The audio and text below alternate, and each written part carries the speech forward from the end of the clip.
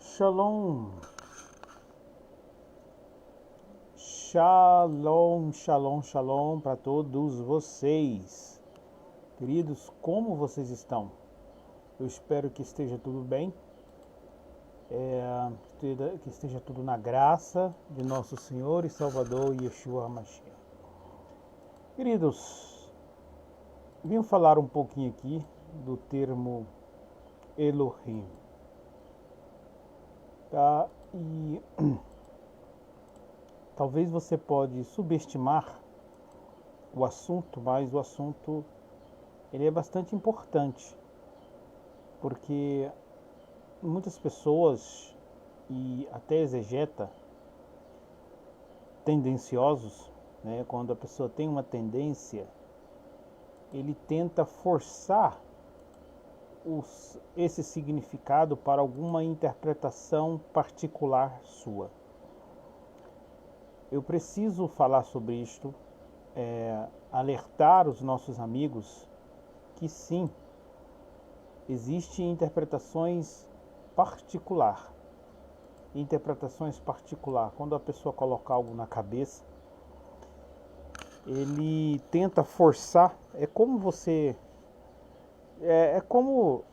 eu tentar fazer uma gambiarra, né? Eu pego algo, um material diferente, algo não original e tento fazer uma gambiarra, né? Fazer uma costura ali, uma emenda de qualquer forma. Existe o outro lado da moeda, o outro lado do pensamento. De uma forma literal, isso pode às vezes ajudar, né? Mas dentro do aspecto que nós estamos falando aqui, não. Emendas, gambiarras, não funciona. Então, existe muita tendência, quando uma pessoa ele tem algo na cabeça, ele precisa fazer que o texto bíblico se encaixe naquilo que ele pensa. Infelizmente, todos nós temos essa tendência. Alguns vão se libertando, a partir do momento que vão se tornando um exegeta, ele vai se libertando, mas não que ele não possa ter essa tendência. Mas a gente vamos nos libertando a partir do momento que você vai sendo sincero consigo mesmo. E as escrituras passa a realmente ter autoridade. Você está preocupado com o que a Bíblia diz e não o que você pensa. É por isso que no campo exegético nós temos a exegese, que é tirar para fora. Ou seja, você vai lá dentro do baú e tira os tesouros para fora. E existe a exegese. Observe, exegese e exegese. A exegese é como você pegasse o que está lá de fora e colocasse dentro do baú. Entende? É isso que fazemos com a Bíblia. Então, nós temos denominações, doutrinas, dogmas, legalismo, interpretações, etc. E o que mais acontece é que nós pegamos o nosso conjunto de dogmas que nós chamamos de doutrina, apelidamos de doutrina, e tentamos forçar as escrituras falar aquilo que eu acredito e não o que as escrituras realmente falam.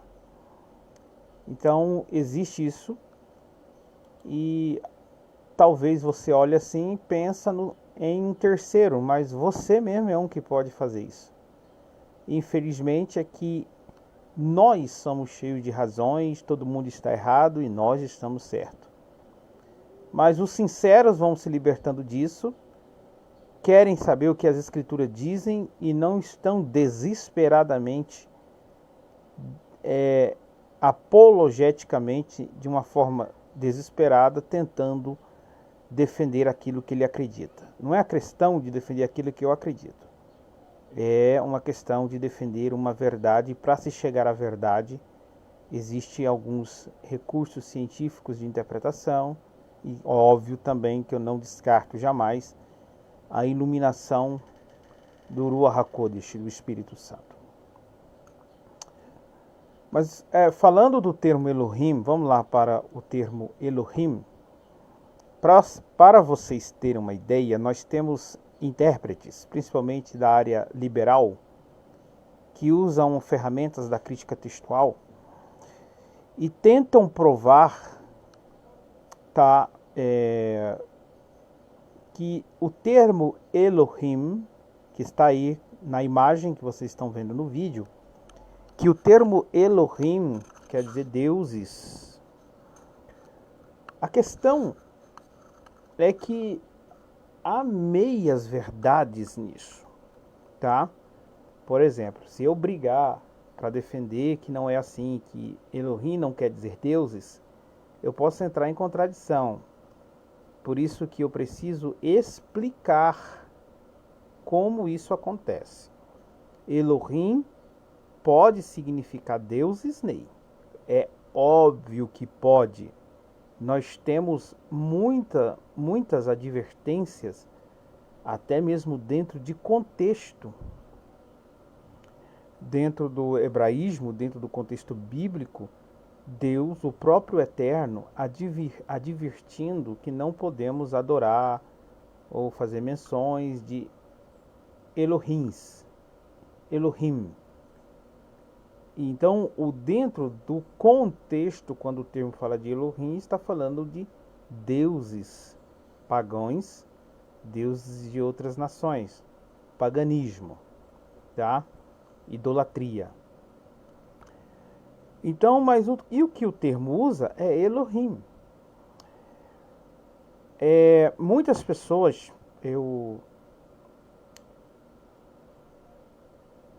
observando e discutindo há muito tempo com pessoas extremistas, porque existe extremista para todo lado. Por exemplo, existe cristãos, por exemplo, vamos pegar assim, assembleanos que são extremistas. Tá? Hoje, graças a Deus, algumas coisas estão mudando, em certos aspectos, mas existe assembleanos que achavam que o único lugar da salvação era só ali na Assembleia, e a única doutrina quando fala doutrina, amados, era a forma simplesmente de vestir, aquilo que eles acreditam, os dogmas e muitos dos legalismos, que a única porta da salvação era ali, e quem não fosse dali estava condenado. Quem disser isso para mim que isso não existiu, eu digo de cara dura que é mentirosos, porque sim, isso já existiu, e hoje eu não sei se ainda existe isto, mas não duvido que não exista. Deus e amor também, já tinha esses aspectos, muitas igrejas. E temos hoje também as questões, as divergências doutrinárias de doutrinas bíblicas, de dogmas entre seitas e denominações cristãs, que nesse caso, sim, eles fazem um grande divisor de água, né? Então, para algumas igrejas, realmente, algumas seitas são seitas e assim por diante. Então, não são irmãos, não são salvos, porque Deus não habita, não compactua com falsas doutrinas e com heresias. Então, vamos lá. Mas existe extremista para todo lado. Por exemplo, extremista ateus, que são bastante extremistas. Existem extremistas exegetas que são muito extremistas, né? Sua razão é o seu Deus. E assim por diante. Existem judeus messiânicos, judeus nazarenos. Existe simpatizante do judaísmo que deixou o cristianismo e hoje se considera um judeu messiânico. Então ele começa a usar todo o seu aparato judaico e assim por diante para se parecer o máximo como um judeu, o linguajar de judeu.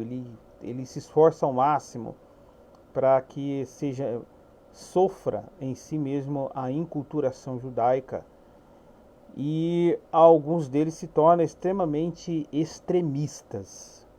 Então já lidei muito com isso. Então nós encontramos muitos extremistas. Então, falando do termo Elohim, muitos desses extremistas, por exemplo, como eu já estou dizendo, seja judeu, seja, sei lá, de seitas, e muitos que tenham certo nojinho do Novo Testamento, né, se apostataram da sua fé no testemunho do Novo Testamento, então eles começam a atacar o Novo Testamento, dizendo que o Novo Testamento não passa de um plágio das crenças mitológicas de outras nações.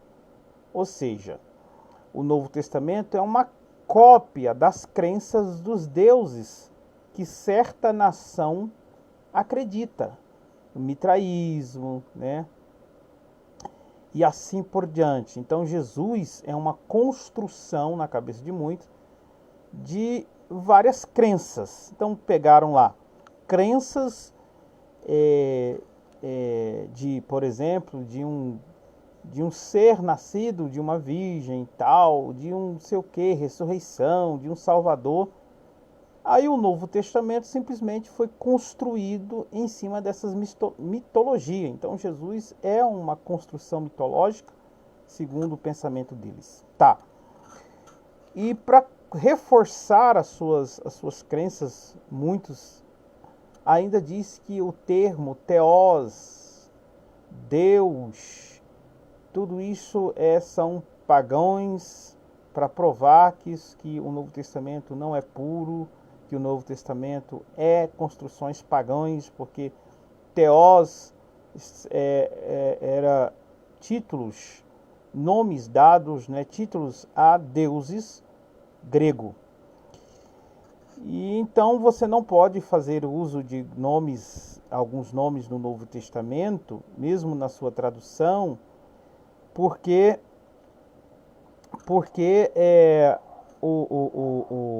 esses nomes são tudo construções das mitologias e dos nomes de deuses pagãos.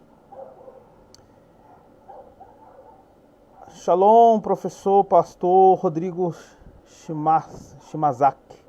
Shimazaki tá parecendo nome de, se eu não me engano, de japonês, né? Teologia é isso, né? Só que o Teologia Reversa, né? O Miranda é um ateu, sim, ele fala muito sobre isso aí. Mas só que o que eu quero dizer é que existe muitos que crê no Tanar e acusam o Novo Testamento, mas eles crê no Tanar. Então, né? Eles crê no Tanar, no testemunho do Tanar, que ele chama a Torá, o Tanar. Mas o Novo Testamento é pagão. O que eu quero dizer com isso? É que se o problema foi porque o Novo Testamento, por exemplo, tudo tem que ser hebraico, mesmo muitos deles não falar hebraico 24 horas, e às vezes não tem nem conhecimento do hebraico, que eles aprendem só algumas palavras em hebraicas, né? Porque se eu defendo que eu tenho que falar uma língua não pagã, então a pessoa, tudo que ele for falar, tinha que ser em hebraico. E já que tudo é pagão, então o Novo Testamento, então eles usam todo esse tipo de coisa para acusar o Novo Testamento. O que eu quero dizer com isso? É que, já começando, por exemplo, o termo Elohim. O termo Elohim foi algo exclusivo originário da revelação bíblica, ou seja, nós tínhamos o termo Elohim, ou culto lá em Deus. Aí Deus um dia apareceu para Moisés e apresentou o termo Elohim, El Shaddai, né? O tetagrama, Yud-He-Vav-He. Será que esses nomes, esses títulos, é exclusivo da Bíblia hebraica? É aí que está o problema. O termo Elohim nunca foi um nome, um título exclusivo da Bíblia. Agora nós vamos reforçar aquilo que eu já vinha falando desde o começo. Elohim é um título dado também aos deuses pagãos das nações. Eram chamados de Elohim. Principalmente, nós temos língua aramaica, tá? Que tem essa forma. E também o termo do pairo hebraico, e essas expressões, Elohim, era dado a deuses pagãos, na língua cananeia também, a deuses pagãos. Então, Elohim não era algo dado somente ao Eterno, já era um título dado a deuses pagãos. Por exemplo, Elohim vem de El. El, quem era El? Nos deuses pagãos do panteão cananita. Quem era El? Tá? Quem era El? El era um deus, nome de um deus. Podia ter outros, porque El poderia ser, ou qualquer outra divindade. Era um deus boi, era um touro.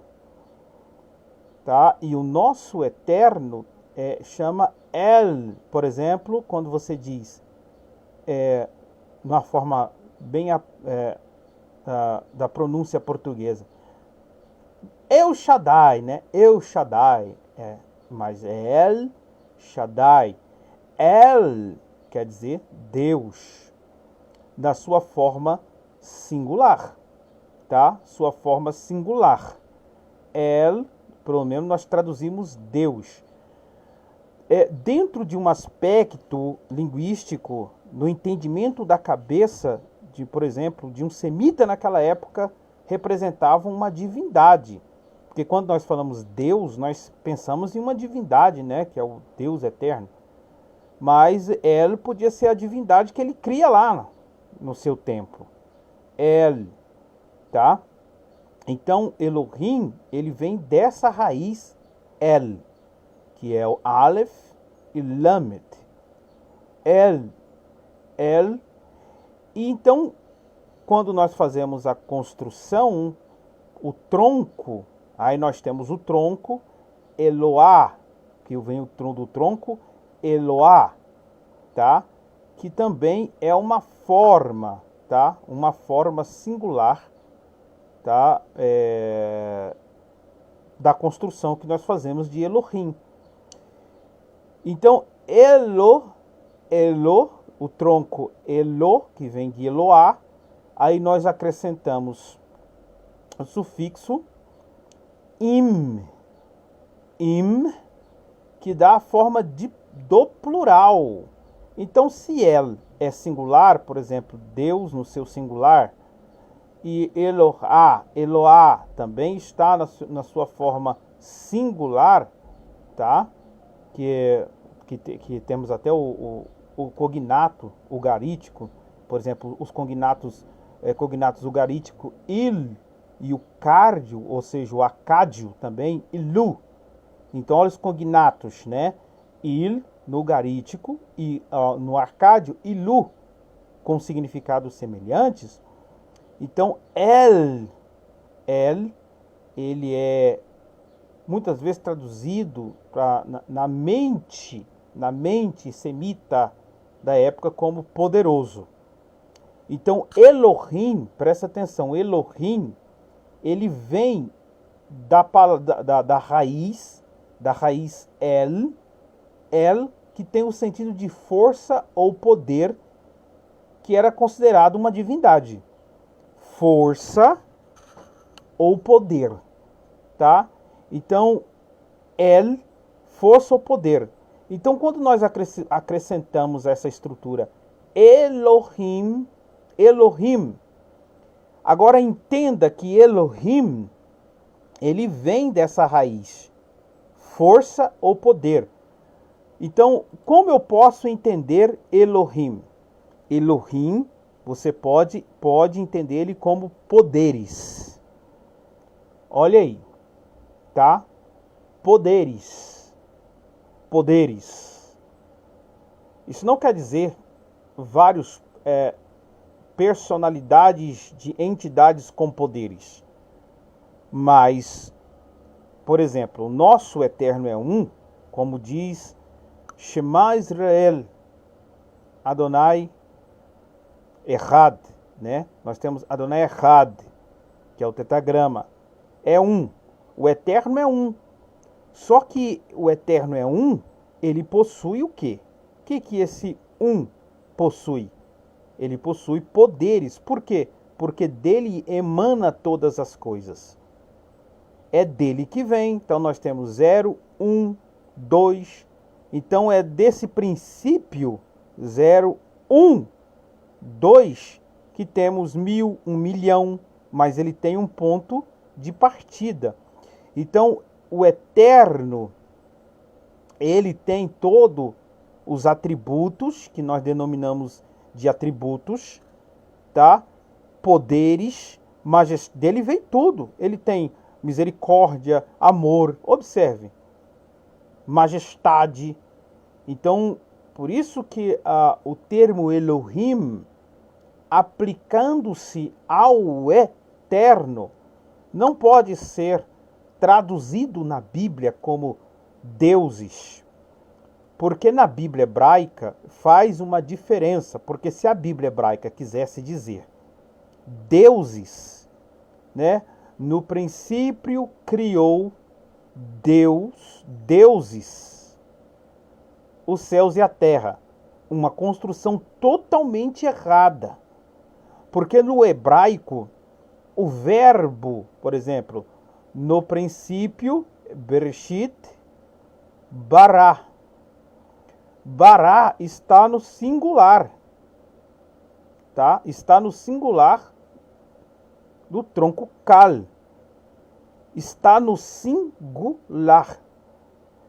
Então, se o texto hebraico quisesse determinar que era deuses, por exemplo, no princípio os deuses criaram os céus e a terra, então o verbo exatamente estaria no plural. Esse seria o conceito correto. O conceito correto. E isso é tão óbvio, tá? Dentro da estrutura hebraica. Então, alguns exegetas querendo aplicar termos de politeísmo na Bíblia, porque foi escrito, o Gênesis foi escrito por judeus e eles eram politeístas, então tinha que ser assim tal. Extremamente ignorante pelos termos etimológicos da palavra Elohim. Então, Elohim, agora, essa construção Elohim, você pode entender como poderes, porque ele vem de El, quer dizer força ou poder. Que essa força ou poder era conhecido como uma divindade, ou seja, cada povo tinha a sua divindade que eles pensavam, né? Então, El, aí nós temos, por exemplo, o tronco gramatical, que vem de Eloá, que eu já falei. Se você ler o livro de Jó em hebraico, você vai ver que Jó usa muito essa palavra Eloá. Então, Elohim é frequentemente acompanhado de verbos e adjetivos no singular quando se refere ao Deus de Israel. Então, aí está a diferença. O termo Elohim, dependendo o contexto, sim, pode se referir a deuses, mas quando se fala do Deus de Israel, o Deus de Israel, a divindade que Israel acredita. Vamos colocar assim, Israel acredita numa divindade, não é?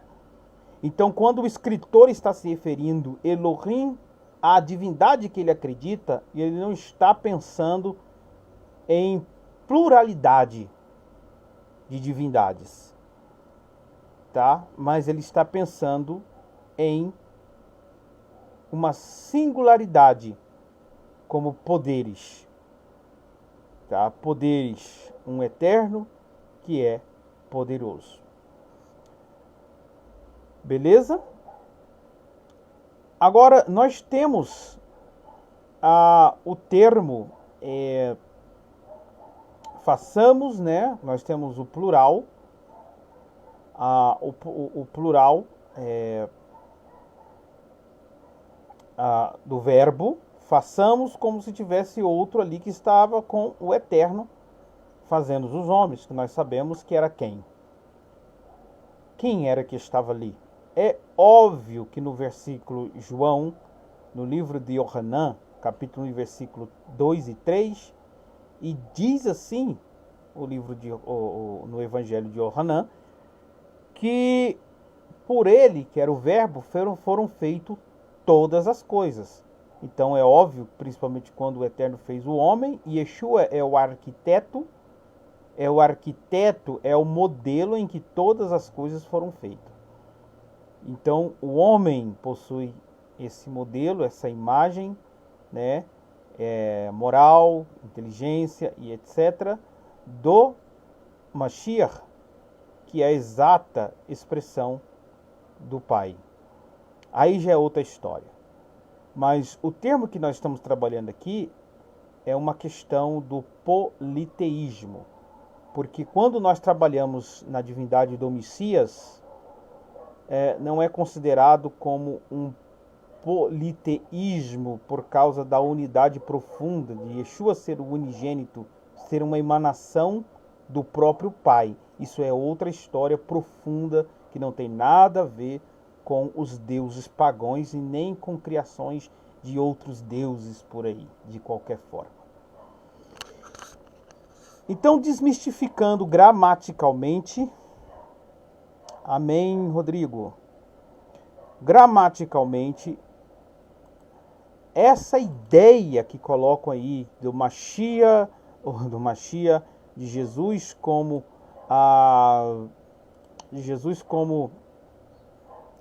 olha gente, do termo Elohim ser por estar em,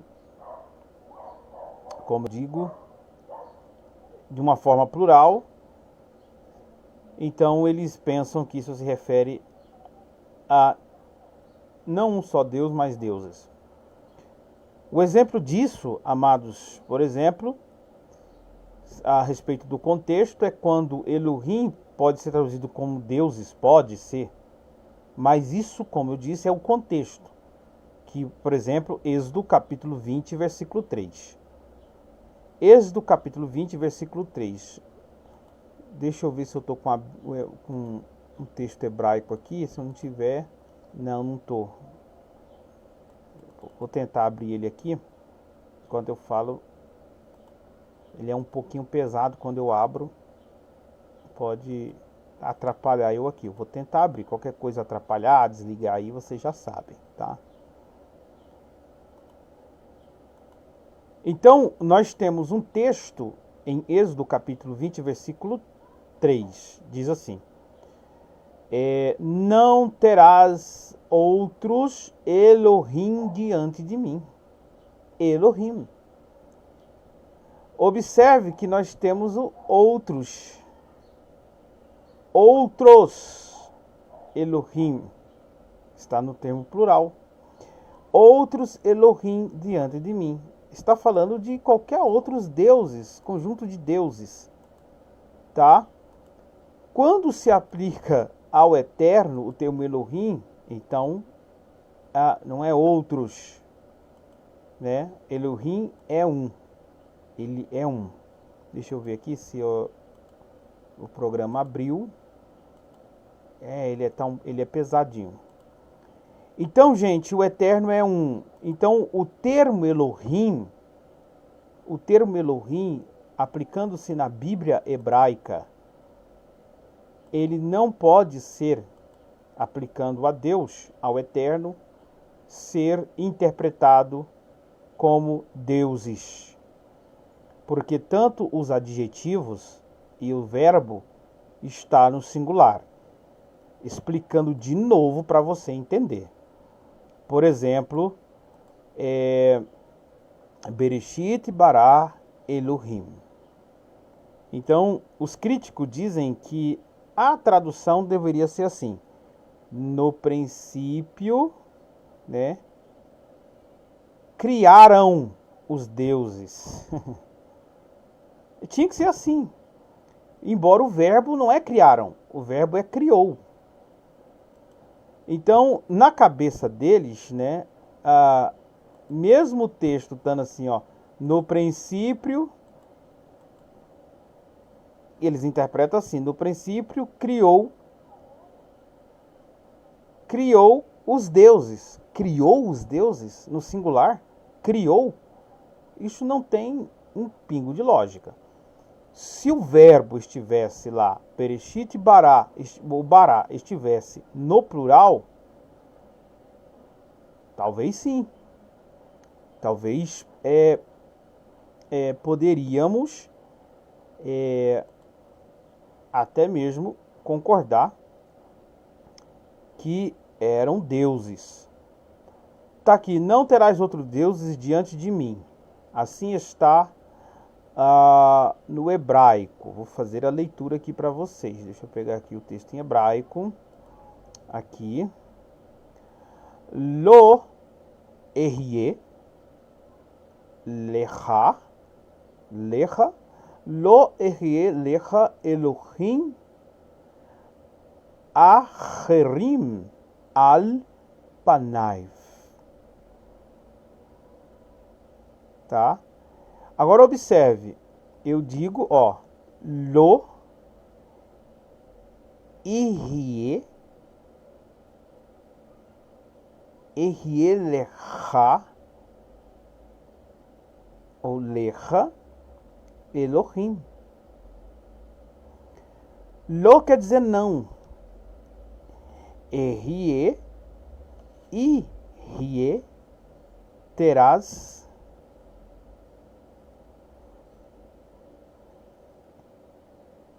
lecha Elohim. Não terás outros deuses.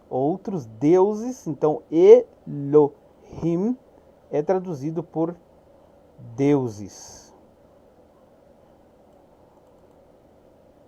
Beleza, gente? Traduzido por deuses. Então, observe que aqui está no plural deuses. No plural, deuses.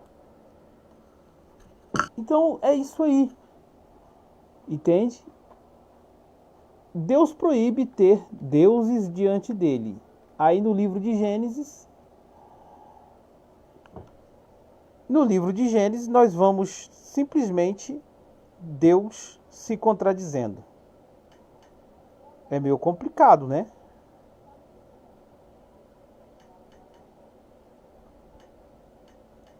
Entendeu? Então, Elohim, lo erie lecha, ou seja, vocês, não terá outros deuses diante de mim. Deus proíbe ter. Então aqui é deuses. Tá? Deuses. É isso aí, gente. É isso aí.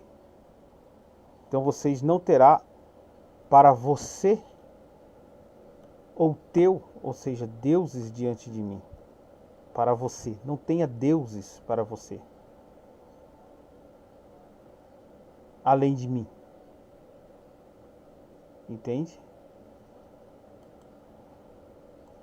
Então, queridos, No capítulo 1 de Gênesis, o verbo bará está no singular e não no plural. Singular puro, tá? Singular. E é isso aí para a meditação dos nossos amigos.